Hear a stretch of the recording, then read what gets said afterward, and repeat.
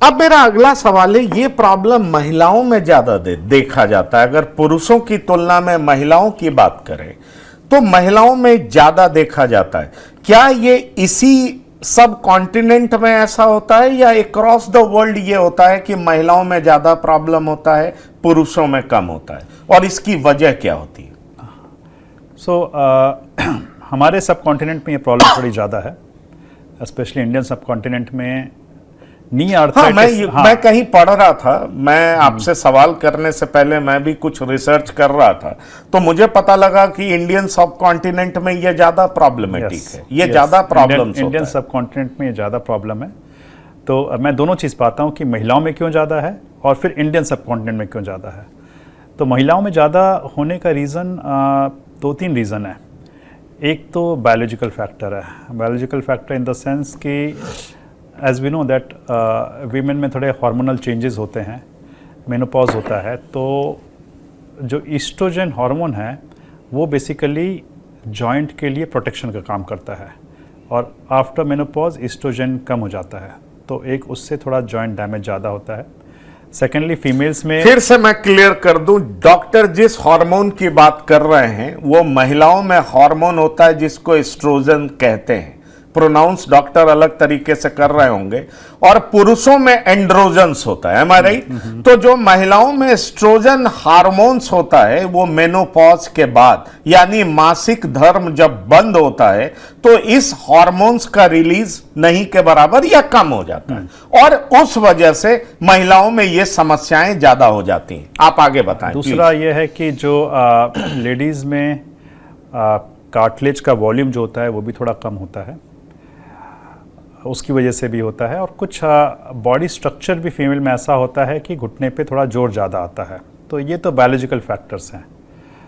दूसरा फैक्टर आता है आपका social factor. Social factor is very important with respect to arthritis in Indian subcontinent, क्योंकि आपको पता है कि हमारे देश में जो न्यूट्रिशन पार्ट है, स्पेशली फीमेल का न्यूट्रिशन पार्ट थोड़ा सा लैकिंग है। सो स्पेशली हमारे डाइट में प्रोटीन और कैल्शियम जो होना चाहिए वो थोड़ा कम होता है, तो उसकी वजह से फीमेल्स में osteoarthritis as well as osteoporosis दोनों ज़्यादा पाया जाता है। तो इसकी वजह से भी फीमेल्स में हम देखते हैं कि आर्थराइटिस थोड़ी सी मैं आता हूं, मैं ऑस्टियोपोरोसिस और ऑस्टियोआर्थराइटिस के बारे में भी बात करूंगा, पर आप ये बताइए कि फीमेल्स में भी आपने कहा प्रोटीन्स फीमेल्स कम लेती हैं या कैल्शियम कम खाती हैं, और खासतौर पर इंडियन पॉपुलेशन में ये ज्यादा देखा गया, आप ये कहना चाह रहे हैं, राइट? यस, मैं आपसे ये सवाल पूछना चाहूंगा कि बहुत सारे लोग हमने देखा है कि फीमेल्स ज्यादा रिलीजियस होती हैं, बहुत लोग नॉनवेज नहीं खाते हैं, और ये एक बात कही जाती है कि अगर आप नॉनवेज नहीं खाएंगे तो आपको विटामिन B12 तो नहीं मिलेगा, साथ ही साथ आपको प्रोटीन भी नहीं मिलेगा। तो क्या वेजिटेरियन जो महिलाएं हैं, क्या उनके पास ये तरीका है, कोई माध्यम है जिसके जरिए वो प्रोटीन डेफिशिएंसी को पूरा कर सके? नहीं, डेफिनेटली ऐसा नहीं कि जो वेजिटेरियन हैं उनके पास प्रोटीन या कैल्शियम के सोर्सेज नहीं हैं, डेफिनेटली हैं। अगर आप सोया प्रोडक्ट्स देखें, मिल्क प्रोडक्ट्स देखें, तो उसमें भी होता है। पर बहुत सारे तो आजकल वीगन डाइट्स के सपोर्टर हो गए हैं, वो बिल्कुल दूध भी नहीं लेना चाहते, उनके पास क्या ऑप्शन? सो ये सारे फैक्टर्स अगर देखिए, अगर इस तरह से है तो आपको एक्स्ट्रा सप्लीमेंट लेना जरूरी हो जाता है ना, क्योंकि अगर आपके डाइट से आपकी रिक्वायर्ड न्यूट्रिशन नहीं आ रही है तो आपको उसके साथ साथ एक्स्ट्रा सप्लीमेंट लेना जरूरी है।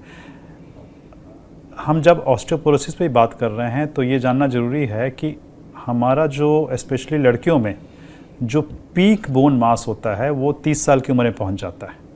दैट मीन्स 30 इयर्स में किसी भी लेडी का बोन में सबसे ज़्यादा बोन मास होता है, और उसके बाद से वो धीरे धीरे नीचे ही जाता है।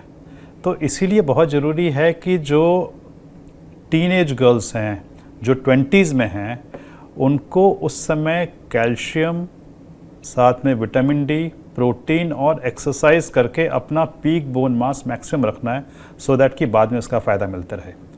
ऐसा नहीं है कि बाद में आप नहीं कर सकते, लेकिन बायोलॉजी के हिसाब से पीक बोन मास आपका 30 की उम्र में पहुंच जाता है, ठीक है। तो ये जो चीज़ है ये हमारे बेसिकली हमारे सोसाइटी, हमारे एजुकेशन, फैमिली मानी चाहिए कि भाई लड़कियों को भी प्रॉपर डाइट जिसमें कि rich in protein, rich in calcium, एक समझ के लें कि हाँ मेरे को लेना है।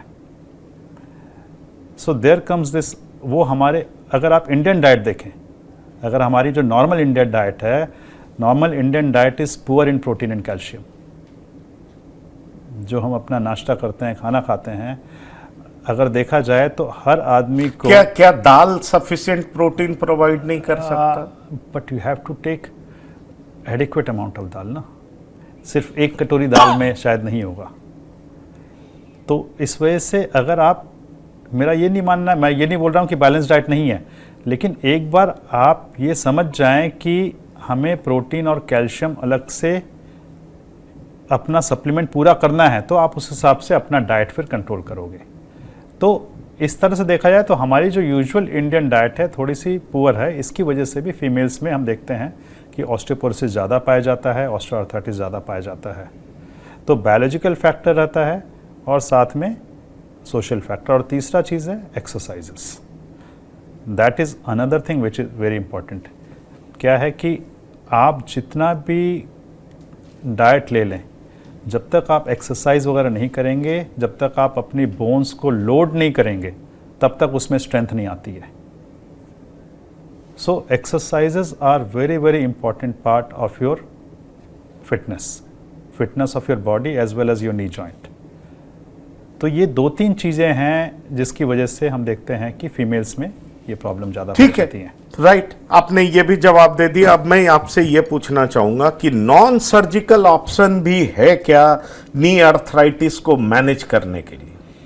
बिल्कुल, बल्कि मैं बोलूँगा कि हमारे तो मेजॉरिटी ऑफ द जो नी आर्थराइटिस के पेशेंट होते हैं उनमें हम नॉन सर्जिकल ऑप्शन ही रखते हैं। हार्डली 1% से कम लोगों को सर्जरी की ज़रूरत पड़ती है। तो नॉन सर्जिकल ऑप्शंस की अगर हम बात करें तो इसमें जैसा कि अभी हम डिस्कस कर रहे थे कि एक्सरसाइजेज हैं, एक्सरसाइजेज और फिजियोथेरेपी होती है जिससे हम मसल्स को स्ट्रेंथनिंग करते हैं, जो कि घुटने को प्रोटेक्शन देती हैं। इसके अलावा कुछ सप्लीमेंट्स होते हैं कार्टिलेज के लिए, वो दिए जाते हैं। कैल्शियम और विटामिन डी चेक करते हैं, अगर वो कम है तो उसको हम पूरा करते हैं। और कई केसेस में ये भी होता है कि जैसे कि आपने देखा होगा एल्डरली लोग नी कैप लगा के घूम रहे हैं, नी ब्रेस लगा के घूम रहे हैं, उससे भी जॉइंट पे लोड कम आता है और आराम आता है। सो अब सपोज़ उनको थोड़ा सा पेन है, लेकिन अगर वॉक पे जाना है और नी कैप लगा के चल दिए, ऑर्थोसिस लगा के चल दिए, तो उनका काम चल रहा है। इसके अलावा इंजेक्शंस भी हैं घुटने की आर्थराइटिस के लिए, तो उससे भी काफ़ी आराम आ जाता है। तो ऑलमोस्ट आप ये मान के चलिए कि 95% लोग तो नॉन सर्जिकल ऑप्शन से ही ठीक हो जाते हैं। ठीक है, वो ठीक हो जाते हैं, पर मेरे मन में तो बहुत सारे सवाल हैं, पर एक सवाल अक्सर मैं चाहूँगा कि आप हमारे दर्शकों को बताएं। आपने 1500 ऑपरेशन किए और वो नी रोबोटिक सर्जरी आपने किया। अब ऑब्वियसली आपने सर्जरी किया होगा तो एक्सट्रीम केस ही होगा, क्योंकि वो लास्ट ऑप्शन होगा, तभी आपने सर्जरी ऑप्ट किया होगा।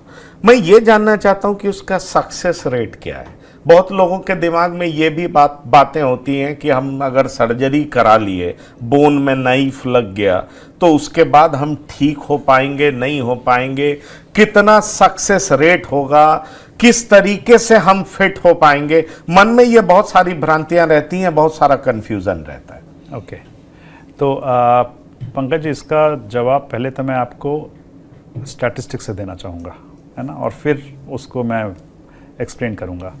तो अगर स्टैटिस्टिक्स में देखें तो इस सर्जरी के सक्सेस रेट को मोर देन 95% माना जाता है। ठीक है, इसके बाद कई पेशेंट जिनकी डिफॉर्मिटी होती है, जो पैर टेढ़े होते हैं वो सीधे हो सकते हैं, दर्द खत्म होता है, चलना फिरना हो सकता है, जैसा हमने डिस्कस किया कि क्या क्या किया जा सकता है, क्या नहीं किया जा सकता है। लेकिन 2 से 3% इसमें कॉम्प्लिकेशन के रेट्स हैं। कॉम्प्लिकेशन में क्या हो सकता है? कॉम्प्लिकेशन में इन्फेक्शन के थोड़े चांसेस होते हैं, या कई बार ये पार्ट जो हैं ढीले पड़ जाते हैं। तो ये जो रेट है, complication rate is less than 2 to 3% in most of the good centres, जितने भी अच्छे सेंटर उनमें अगर हम देखें तो उनके complication rate. So you mean to say 97% is a success rate in good centers? Yes, okay. मैं आपको बताऊंगा सक्सेस रेट क्या होता है। एक सक्सेस रेट होता है डॉक्टर की तरफ से, एक सक्सेस रेट होता है पेशेंट की तरफ से, कि पेशेंट को कितना सक्सेसफुल लगता तो है। ये आप डॉक्टर वाला बता ये रहे डॉक्टर वाला, ये मैंने आपको पहले डॉक्टर वाला बताया, जी है। ठीक है। सो मेरे तरफ से क्या सक्सेस रेट हुआ कि मैं एक्सरे देखूंगा तो मैं बोलूँगा इम्प्लांट बिल्कुल सही पोजीशन में लगा है, ठीक है। मैं पेशेंट को जांच करूंगा, बोलूँगा बिल्कुल सही है। पेशेंट का घाव एक बार में ठीक हो गया, पेशेंट चल फिर रहा है, नॉर्मल चल रहा है, तो ये मेरी तरफ से सक्सेस रेट है। बट पेशेंट की तरफ से अगर हम बात करें तो लिटरेचर में ये पाया गया है that there is a dissatisfaction rate of 10 to 15%। Okay, now why is this difference between a surgeon perception and a patient perception, yes, है ना। सो यहाँ पे आता है आपका एक्सपेक्टेशन मिसमैच। पेशेंट एक्सपेक्ट करता है कि मेरे घुटने बदल गए तो ये बिल्कुल नेचुरल हो गए, ठीक है। हम उनको ये बताते हैं कि आपके घुटने आज की तारीख में, अगर आप 30 साल की उम्र में थे, आपके घुटने अगर 100 थे, आज की तारीख में ये 30 हैं, सर्जरी के बाद ये 90 पहुँचेंगे, 100 नहीं पहुँचेंगे, ठीक है। पर अक्सर ये होता है कि पेशेंट को वो 100 से 90 दिखता है, उसको ये नहीं दिखता है कि मैं 30 से 90 पहुँचा हूँ। सो दैट एक्सपेक्टेशन मिसमैच जो होता है उसकी वजह से कई बार पेशेंट ये होता है। प्लस उसके साथ ये भी है कि कई बार पेशेंट की ऑस्टियोपोरोसिस होती है, कई बार थोड़ी स्टिफनेस भी हो जाती है, और उस तरह से डिज़ायर्ड रिजल्ट इतने नहीं आ पाते हैं। बट ओवरऑल अगर देखें, on an average I would say 90 to 95% इसका सक्सेस रेट है। बिल्कुल। और आप ये सजेस्ट करते हैं कि रोबोटिक सर्जरी ही पेशेंट को ऑप्ट करना चाहिए अगर उसके पास ये रहे कि भाई, क्योंकि करते ये डॉक्टर ही हैं, रोबोट का असिस्टेंस लिया जाता है। मतलब ये गलतफहमी नहीं रखना चाहिए कि मशीन ही ऑपरेट करता है, डॉक्टर कुछ नहीं करते, और मशीन कहीं भी फॉल्ट कर सकता है, गड़बड़ी कर सकता है, इसलिए हमें रोबोटिक सर्जरी पे नहीं जाना चाहिए। तो ये जो दूर दराज रिमोट एरियाज, ठीक है, डेवलप्ड जगह में तो लोग पढ़े लिखे होते हैं तो वो इस बात को समझते हैं, लेकिन कई जगह पर इस तरह की भ्रांतियां होती हैं। इसीलिए मैंने आपसे पूछा कि अगर लोगों के पास ऑप्शन हो कि भाई आप अच्छे डॉक्टर के पास तो जाइए ही, लेकिन अगर वो लेटेस्ट टेक्नोलॉजी के साथ आपको ऑपरेट कर रहे हैं तो निश्चित तौर पर वो सुविधा लीजिए, क्योंकि उसमें एक्यूरेसी ज्यादा होगा, प्रिसीजन ज्यादा होगा। बिल्कुल पंकज जी, आपने बिल्कुल सही बोला। देखिए क्या है कि हर फील्ड में टेक्नोलॉजी तो आगे ही बढ़ रही है ना, और आप टेक्नोलॉजी को कैसे यूज़ कर रहे हैं वो मैटर करता है, ठीक है। सो ये चीज़ बिल्कुल क्लियर है कि सर्जरी जो है आपकी सर्जन ही करता है, वो रोबोट की मदद से आपकी सर्जरी और एक्यूरेट तरीके से करता है। उससे फ़ायदा आपको क्या होता है, अगर आपके जो इम्प्लांट हैं, है ना। अच्छा, कई पेशेंट ये भी पूछते हैं कि भाई रिप्लेसमेंट सर्जरी है क्या आप घुटने निकाल के नया लगाते हो? सो वो नहीं होता है। आपके सपोज़ ये घुटने की लाइनिंग ख़राब हो गई है, हम उसको शेप दे के उसके ऊपर कैप बैठाते हैं, उसी को रिप्लेसमेंट बोलते हैं। सो बेसिकली हम रीसर्फेस कर रहे हैं। तो जो रोबोट है वो हमें इस इम्प्लांट को प्रॉपर पोजीशन में बैठाने में हेल्प कर रहा है। अगर आपके इम्प्लांट एकदम प्रॉपर तरीके से बैठे हैं तो आपकी रिकवरी भी फास्ट होगी, आपका पेन भी कम होगा, और सबसे बड़ी बात है कि ये इम्प्लांट चलते लंबे समय हैं, इनकी जो लॉन्जिविटी है वो बढ़ जाती है। सो इसीलिए इसका यूज़ हम करते हैं रोबोट का, क्योंकि हम आपके पैरों में जो टेढ़ापन आ गया है वो सब का कैलकुलेशन अच्छे से कर पाते हैं, उसको सीधा कैसे करना है, इम्प्लांट को किस एंगल में लगाना है, ये सारी इन्फॉर्मेशन हमें रोबोट से ज़्यादा अच्छे से मिल पाती है, और उसकी मदद से हम आपका जो इम्प्लांट है और प्रॉपर पोजीशन पे और एक्यूरेसी से बैठा पाते हैं, ताकि आपकी रिकवरी भी फास्ट हो और ये जो इम्प्लांट है ये लंबे समय चले भी।